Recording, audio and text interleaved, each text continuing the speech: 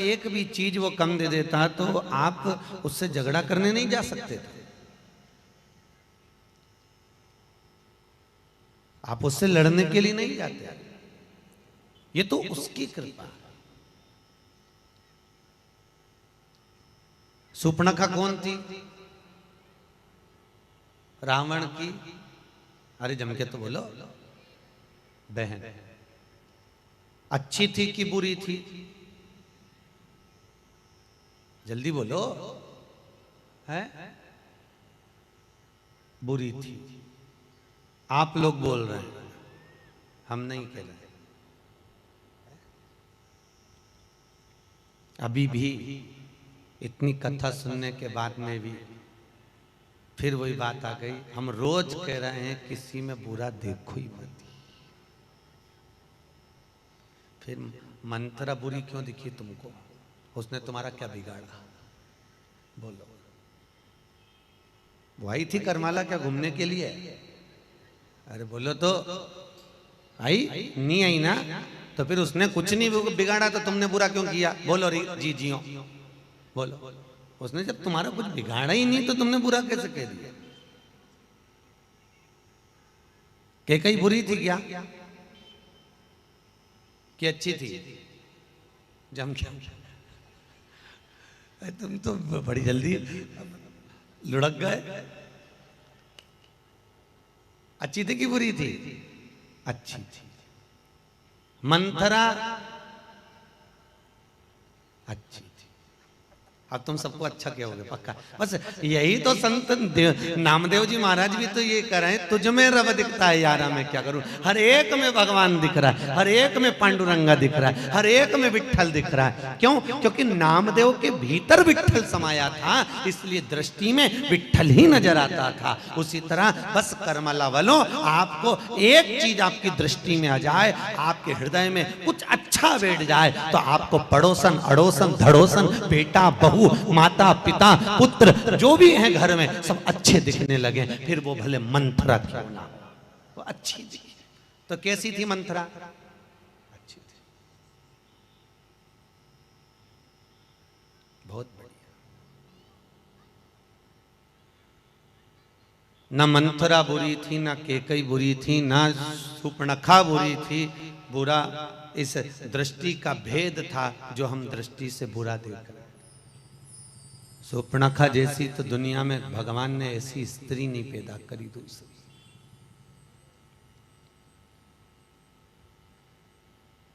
तुम में से कितनी माताएं हैं, आप में से कितने लोग हैं जो भगवान के मंदिर में जाकर कहते होंगे कि भगवान मैं तुम्हें अपना बनाना चाहता हूं और मैं तुम्हारा होना चाहता हूं। पूरी दुनिया में केवल एक अकेली सुपर्णखा थी, राक्षसी होकर, राक्षस कुल में जन्म लेने के बाद, राक्षस प्रवृत्ति में पलने के बाद भगवान राम के सामने जाकर कहती है तुम सम पुरुष न मो सम नारी, और मैं तुमसे विवाह करना चाहती हूं, मैं तुम्हें अपना बनाना चाहती हूं, मैं तुम्हारी होना चाहती हूं। जो भगवान के सामने जाकर कर रही है सुपर्णखा कि मैं तुम्हें अपना बनाना चाहती हूं, मैं तुमसे विवाह करना चाहती हूं, तुम मेरे हो जाओ और मैं तुम्हारी हो जाऊं। अपन में से कितने लोग हैं जो भगवान के मंदिर में जाके कहते हैं भगवान मैं तुम्हारा हो जाऊं, तुम मेरे हो जाओ, बाकी मुझे किसी से मतलब नहीं। सुपर्णखा कह रही मुझे किसी से मतलब नहीं, तुम मेरे हो मैं तुम्हारा हूं। तो देखा जाए तो अपन सब तो सुपर्णखा से भी गए बीते हैं। अपन तो सुपर्णखा के लेवल में भी नहीं है, सुपर्णखा से भी नीचे। सुपर्णखा तो अपने लेवल से ऊंची है, जो भगवान से कह रही है कि तुम सम पुरुष नमो सम नारी, तुम्हारे जैसा पुरुष नहीं होगा, मेरे जैसी नारी नहीं होगी, और प्रभु मैं आपको अपना बनाना चाहती हूं। बस जीवन का एक लक्ष्य होना चाहिए। सुपर्णखा ने कोई गलत नहीं करा। अगर सुपर्णखा गई तो भगवान से जाकर कहती है मुझे तुम्हें अपना बनाना है। बस यहाँ शंकर की कथा कहती है एक बार अगर शिव आपका हो गया तो आप शंकर के हो गए तो दुनिया का कोई प्रपंच सुहाएगा ही नहीं साहब, फिर कुछ भाएगा, कुछ अच्छा लगेगा। ये भी एक रोग है, एक बीमारी। वो एक गीत आप लोगों ने सुना होगा ना, मैं हूं प्रेम रोगी मेरी दवा तो कराओ, जाओ जाओ जाओ किसी वेद को बुलाओ।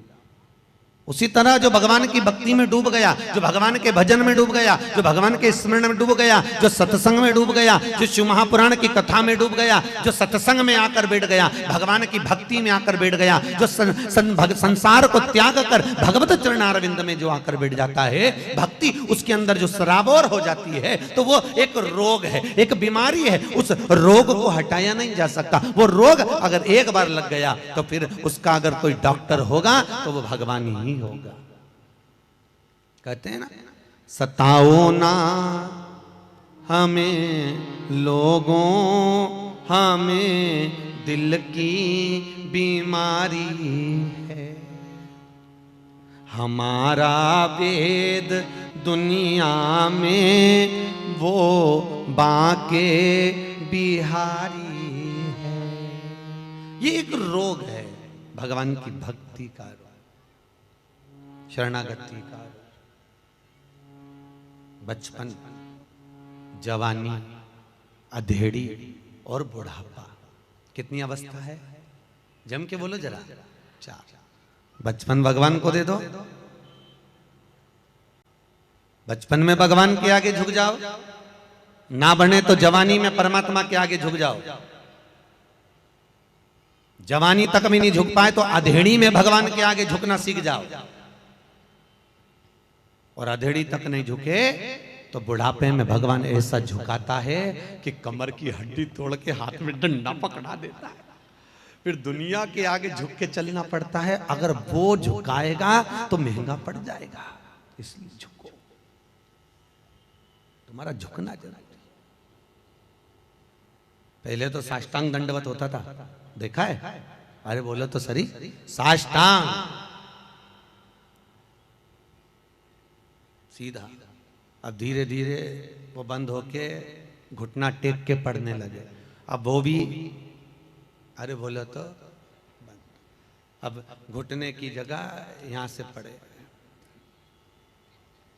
अब वो भी रामकृष्ण हरि, अब इतना हो गया। अब धीरे धीरे वो भी,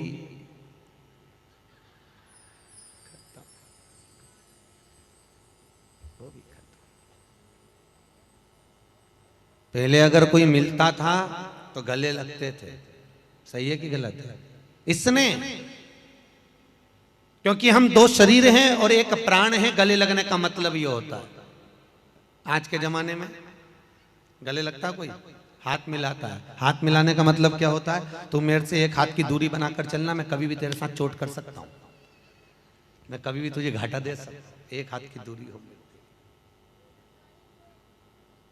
अवस्था परमात्मा को दीजिए। अवस्था,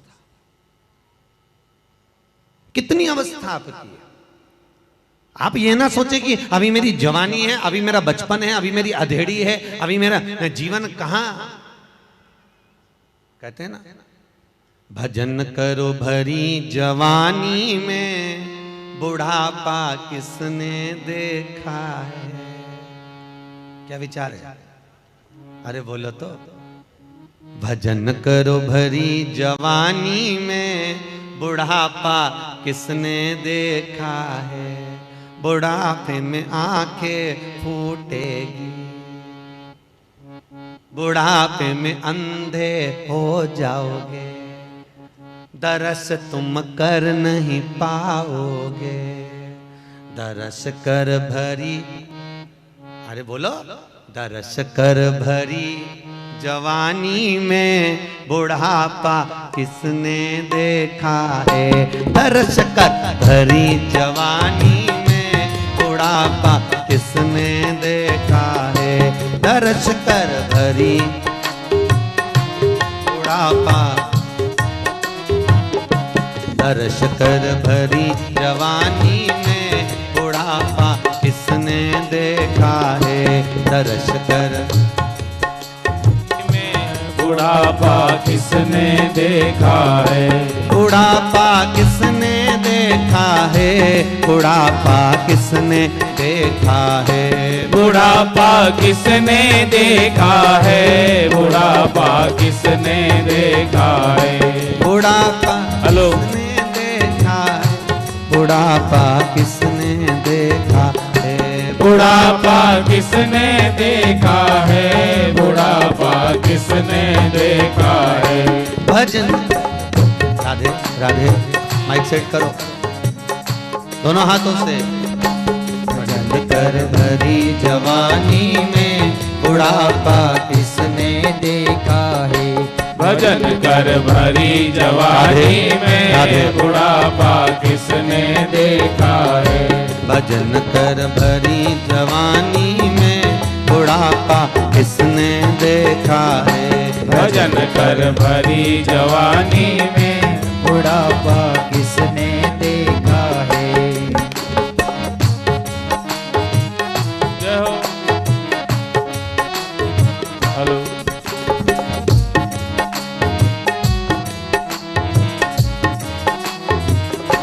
बुढ़ापे में लूले हो जाओगे, बुढ़ापे में लूले हो जाओगे, बुढ़ापे में लंगड़े हो जाओगे, बुढ़ापे में लंगड़े हो जाओगे। तीरथ तुम जा नहीं पाओगे, तीरथ तुम जा नहीं पाओगे, तीरथ तुम जा नहीं पाओगे, तीरथ तुम जा नहीं पाओगे। तीरथ कर भरी जवानी में बुढ़ापा किसने देखा है, तीरथ कर भरी जवानी में करो करो दोनों हाथों से। देखा है। भजन कर भरी जवानी में बुढ़ापा किसने देखा है, भजन कर भरी जवानी में बुढ़ापा किसने देखा है।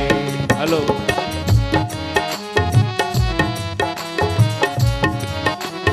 जय हो।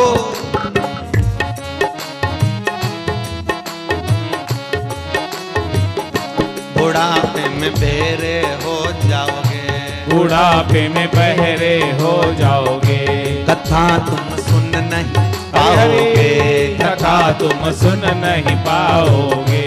बुढ़ापे में बहरे हो जाओगे, बुढ़ापे में बहरे हो जाओगे, कथा तुम सुन नहीं पाओगे, कथा तुम सुन नहीं पाओगे। कथा सुन भरी जवानी में बुढ़ापा किसने देखा है, कथा सुन भरी जवानी में बुढ़ापा किसने देखा है। कथा सुन भरी जवानी में बुढ़ापा किसने देखा है, कथा सुन भरी जवानी में बुढ़ापा किसने देखा है। बुढ़ापा किसने देखा है, बुढ़ापा किसने देखा है, बुढ़ापा किसने देखा है, बुढ़ापा किसने देखा है। बुढ़ापा किसने देखा है, बुढ़ापा किसने देखा है, बुढ़ापा किसने देखा है, बुढ़ापा किसने देखा है। भजन कर चली जवानी में बुढ़ापा किसने देखा है, भजन कर भरी जवानी में बुढ़ापा किसने देखा है, भजन कर भरी जवानी में बुढ़ापा किसने देखा है, भजन कर भरी जवानी में बुढ़ापा किसने देखा है। हर हर महा। भगवान का भजन करने के लिए अवस्था का मूलतः है बचपन, जवानी, अधेड़ी, ये परमात्मा को समर्पित करी जाए, परमात्मा को समर्पित कर दो। बचपन भी भगवान को दे दो, जवानी भी भगवान को दे दो, अधेड़ी भी दे दो और बुढ़ापा भी। अवस्था शिव कथा कह रही है भगवान शंकर की। माता अंजना के गर्भ से कोई संतान नहीं थी, माता अंजना के गर्भ से कोई औलाद नहीं। तब माता अंजना गौतम बाबा के पास में गई और गौतम ऋषि के चरणों में जाकर अंजना माता ने विनती करी। माता अंजना कह रही, प्रभु पिताश्री मेरे यहाँ संतान नहीं है, मेरे यहाँ औलाद नहीं है। आप कृपा करिए जिससे मेरे यहाँ संतान उत्पन्न हो। गौतम बाबा ने कहा, अंजना अगर कुछ करना है तो एक काम कर, केवल एक काम, तू भगवान शंकर का बालू का शिवलिंग बनाकर उसका अभिषेक कर, उसकी पूजन कर। अभिषेक। महाराज, दुनिया के लोग चमत्कार को नमस्कार करते हैं। कहीं अगर कोई जादू हो रहा है, कोई टोना हो रहा है, तो लोग उसको नमस्कार करेंगे। पर शिव महापुराण की कथा तो कहती है कि भगवान शंकर की कथा ही एक ऐसा टोना है, शिव की कथा ही एक ऐसा आनंद है कि जिसमें जादू और टोने की और दिखावे की जरूरत ही नहीं पड़ती, जरूरत ही नहीं।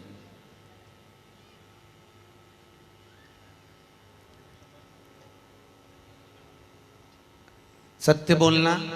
आप लोग कथा के पंडाल में बैठे हो, आप लोगों ने बेलपत्री खाई, आराम लगा कि नहीं लगा? सत्य बोलो, हाथ उठाओ जिसको लगा है। लगा है ना सबको आराम?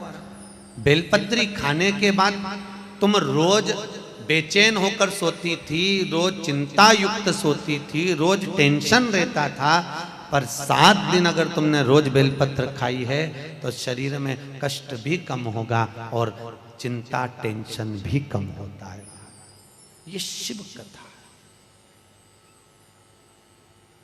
करुणा से।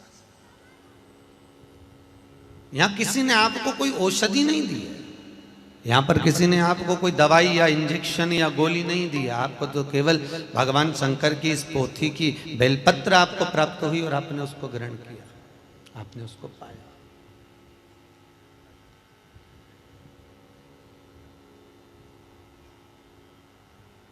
और हम तो ये भी नहीं जानते कि आपके घुटनों में कितनी तकलीफ है, कि आपके कमर में कितनी तकलीफ है, कि आपके पीठ में, कि सिर में आपको क्या तकलीफ है, हम नहीं जानते। हम तो आपको पहचानते भी नहीं थे। वो तो श्रेणिक जी का भला हो और इस भागवत ज्ञान गंगा यज्ञ समिति का भला हो, जो सीओर से पकड़ के लिया है और यहाँ कथा हो गई। और धन्य है श्रेणिक जी, आपके माता पिता, धन्य। धन्यवाद दूंगा मैं आपके माता पिता को, श्रेणिक जी, क्योंकि जब श्रेणिक जी कथा लेने के लिए आए उज्जैन और वसई में जब कथा लेने के लिए आए तो हमने कहा अभी हम आपसे मिल लिए हैं, पर हम आपको कथा अभी देंगे नहीं, आप उज्जैन आओ, वहां मिलना होगा तब कथा देंगे। वसई में हमने कथा नहीं दी। हमने पूछा क्यों करवा रहे हो, किस लिए करवा रहे हो? तो शनिक जी बोलते हैं, महाराज जी हमारी भागवत ज्ञान गंगा यज्ञ समिति है, सब मिलकर करेंगे, आनंद लेंगे। और मेरे माता पिता का बड़ा प्रेम है, मेरे माता पिता का बड़ा आशीर्वाद है, और हमारे माता पिता का आशीर्वाद है और उनका भी चित्त वृत्ति दिन रात भगवान की भक्ति में लगी रहती है। तो मेरा मन है कि एक बार भागवत हो गई, रामायण हो गई, तो शिव महापुराण की कथा भी।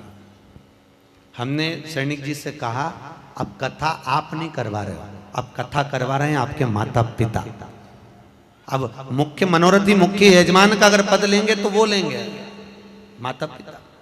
और उनका भाव और उनकी भक्ति इतनी प्रबल है कि उज्जैन में आए, पूरी भागवत ज्ञान गंगा यज्ञ समिति पहुंची और समिति ने कथा बुक कर ये कथा का आयोजन हो गया। ईमानदारी से बोलना, बैसाख के महीने में आप 3-3 घंटा बैठकर कहीं भजन करते क्या? अरे बोलो तो नहीं। 3-3 घंटा बैठकर कहीं सत्संग करते क्या? नहीं। वो तो कहीं कमला माता की कृपा हो गई, जो ये शिव महापुराण की कथा हो गई, ये उसकी कृपा हो गई। कहीं कृपा, कहीं दया, कहीं करुणा उस कमला माता की हो गई, जिसके कारण हमें इस तात्विक सुख की अनुभूति हो रही है। महाराज तात्कालिक सुख जो मिल रहा है वो साधारण नहीं। और भागवत ज्ञान गंगा यज्ञ समिति का एक एक व्यक्ति